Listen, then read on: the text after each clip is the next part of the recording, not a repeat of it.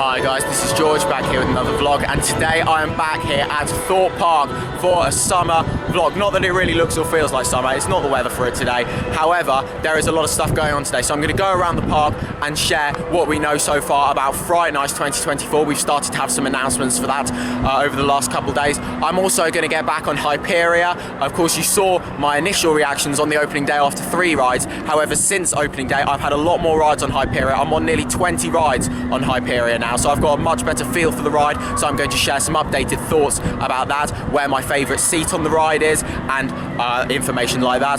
Tonight, I'm also going to be climbing up the Swarm, which I'm very excited for. I booked this a couple of weeks ago, and I'm going to be doing one of their VIP tours, climbing up the Swarm, which I absolutely can't wait for. It's going to be incredible, and hopefully we'll get some amazing views from up there. I don't think I'm going to be allowed to film up there, however, I can take photos up there, and I'll talk all about the experience afterwards as well. So stay tuned to hear all about that. So here's a look at Victory Plaza over here. This of course was set up here.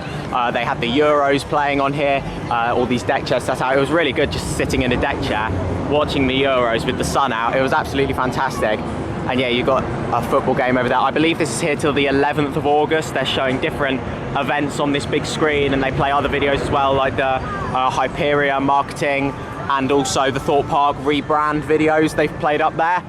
So yeah, here's a quick look at Victory Plaza.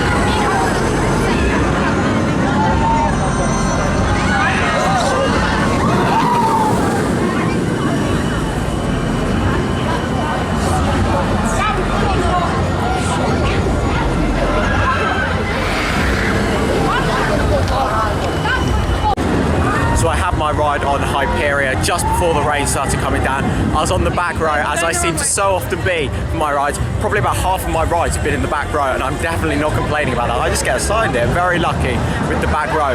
Absolutely incredible ride. That was my 18th ride on it. Of course, I've experienced it in lots of different places. I've had 2 rides on the front, many in the back, and it is an absolutely incredible ride. Little bit of a rattle on there, just a kind of Mack Rides rattle that you tend to see on a lot of their other coasters. However, it's not uncomfortable, it's not rough, it's just noticeable really, but it doesn't take away from the ride experience at all. That first drop in the back row is absolutely phenomenal. You just get yanked forward and then yanked to the side. It is absolutely crazy. And then on the front row, you get it so you're just hanging over the drop and you're staring straight down at the ground from 236 feet up, and it is an absolutely spectacular view. And then you just gradually lift out of your seat as you go further down that drop. overall, I still don't know where I prefer to sit. The front is incredible, likewise with the back.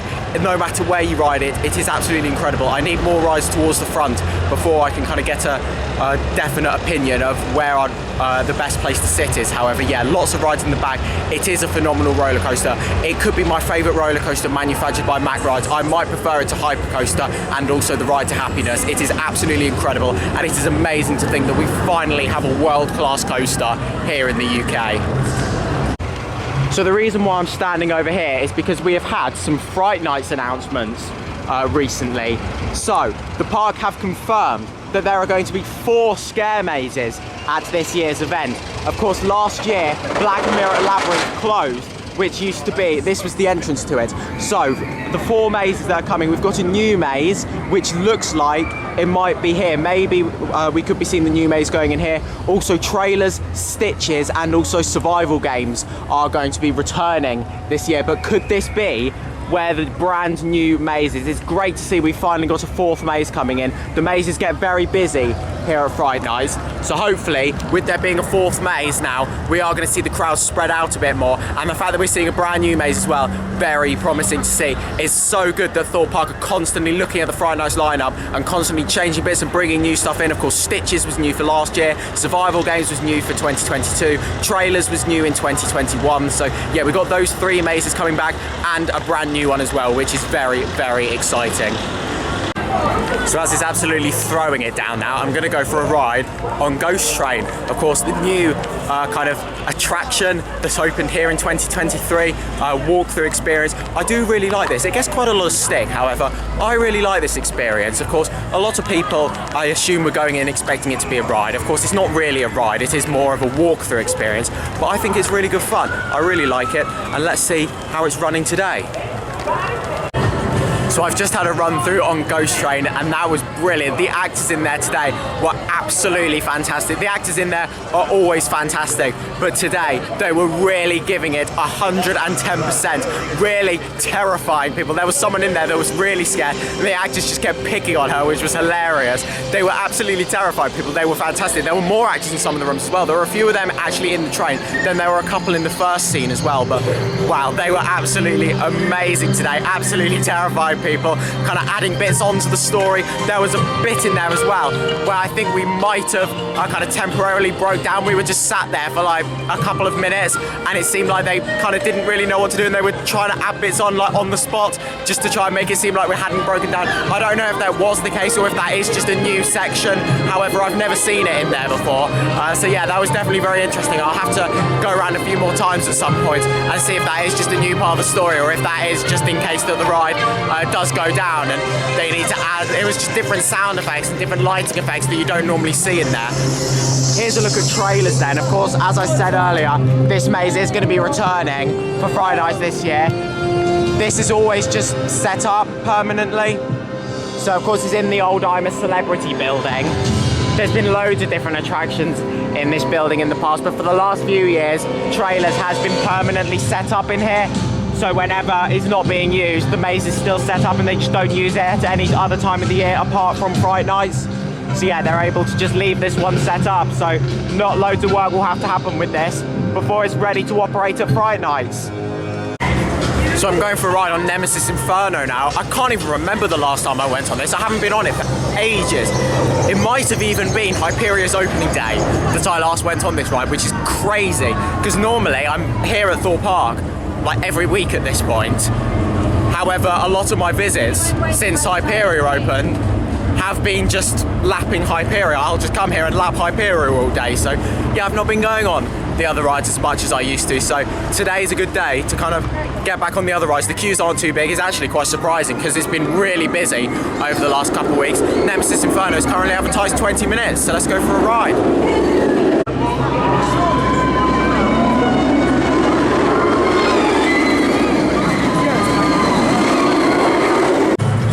So I was going to go for a ride on Stealth, however, on the cue board it's saying that capacity is lower at the moment. I think it's only on one train, so that probably explains it. It's advertised 45 minutes, and I don't really fancy waiting 45 minutes for Stealth right now. I'm going to head around the rest of the park. The app doesn't have any internet at the moment, so it's not working to show the queue time. So what I'm going to do, I'm going to head over to the Swarm, go and see how long that is, and then also talk a little bit about survival games while I'm over there.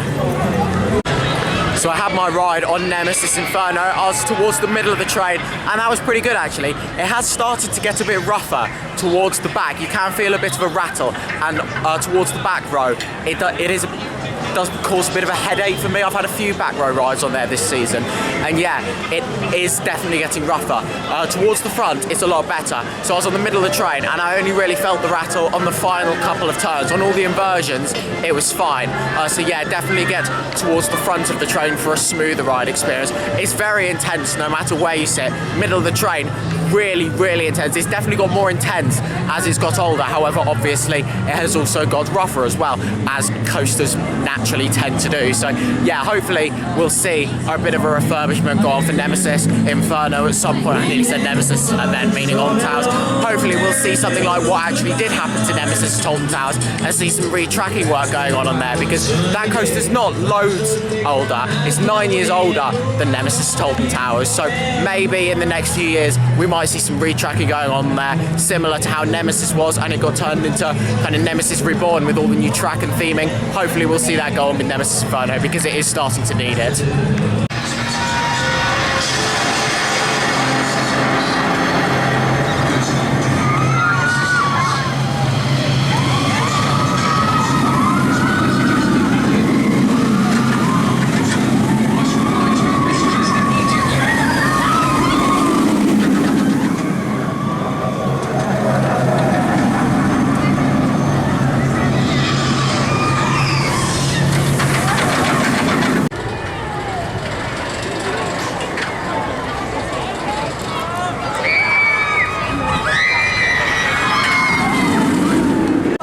So I just had a front row ride on the Swarm there. My favourite row to sit on the Swarm. Absolutely brilliant coaster as always. Lovely and smooth, very intense, and the views you get, especially on the front, are absolutely incredible. I love the Swarm. It was my favourite ride here at the park for over 8 years. Of course that has changed now that Hyperia is open. However, it's still definitely my second favourite ride here. I absolutely love it. It's a very important ride to me, one that I've always loved ever since I went on. It was one of my first big coasters in the UK. So yeah, I do have that kind of emotional connection with it, and it is an absolutely fantastic ride that I will always love here at Thorpe Park. I'm now heading over to Stealth. It's advertised 45 minutes, but my aim for today is I want to do all the big 6 coasters. I've done 3 of them. Colossus is currently closed, so I thought if I do Stealth now, that'll hopefully give Colossus enough time to reopen. Then I can go back over to that side of the park and go on Colossus and Soar the Ride, because I could go on Soar the Ride now. However, then I'm going to walk all the way over there to then walk all the way back to Stealth and then walk all the way back to Colossus. So it makes sense to just kind of stay in one area of the park and then go to the next area and do all the coasters there. Soar and Colossus are right next to each other, so I can do both of them at the same time, wait until Colossus is reopened, get both of them done, and then while I'm waiting for Colossus to reopen, go and get a ride on Stealth. And for those few days in the UK where the sun does decide to show itself, you have got Tidal Wave here at Thorpe Park. Thorpe Park is the UK's wettest theme park. They've got a few different water rides here, Tidal Wave being the standout.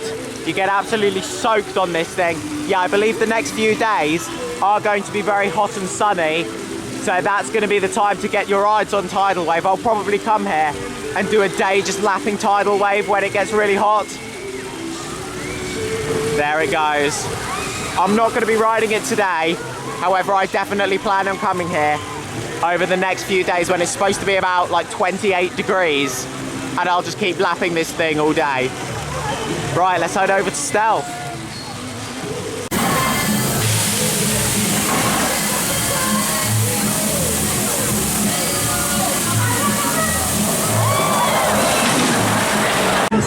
So So I just had a back row ride on Stealth, absolutely fantastic. I absolutely love the front row on Stealth. However, the back row is also incredible because you get pulled over that top hat and you get some fantastic airtime on there. The launch is incredible. I absolutely love Stealth. It is a very kind of special ride to me. I was terrified when I went on there the first time. The first time I went on there were very few roller coasters that scared me, but that was one of them. And then when I went on it, I was just so proud of myself, and I loved it ever since. It's my most ridden roller coaster. I've ridden it so many, probably 80 times I'd say, an estimate now. So many times. It's one of those rides where I'd come here and I'd just keep going round and round and round. It's one of the most re-rideable coasters I've ever been on. You go around once and it's just like, wow, I have got to do that again. It really is an incredible roller coaster.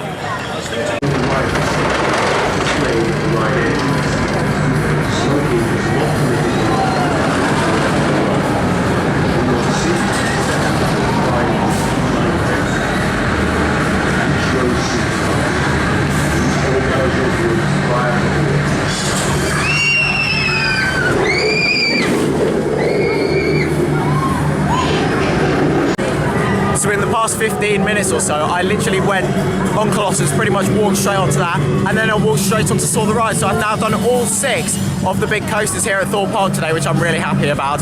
Colossus, fantastic as always. I do love Colossus. I'll always have a soft spot for it. I don't find it as rough as a lot of people say. I find it fairly smooth. I was on the middle of the train. Sure, it does get a little bit rattly towards the back, especially this year. That does seem to be more of a thing. However, it's still a fantastic ride. The world's first 10 looping coaster, and it's still going strong here at Thorpe Park. Also saw the ride, pretty good actually. I'm surprised to be saying it. My last ride that I had on there was pretty good as well. It's running alright this season, unless I've just been lucky. Of course, it does depend on quite a few things we saw. The weather conditions, what seat you're in, what train you're on. It can depend on lots of different things as to what your ride experience will be like. But I got lucky with that one and it was running pretty good. Other than that jolt at the bottom of the drop, it was actually pretty smooth. I can't believe I'm saying it. I actually quite enjoyed Saw the Ride there. That makes a change. So I'm going to have a look now at the single rider Q4 Hyperia. Hopefully it won't be too long. I need to be back at the entrance of the park for about 6:15 for my coaster climb. So I'm going to see what the single rider queue is like. The main queue is only 45 minutes and there's about half an hour to go until queue close. So yeah, hopefully I'll get one more ride round on Hyperia and then I'll head back to the entrance of the park to the meeting point for the swarm climb.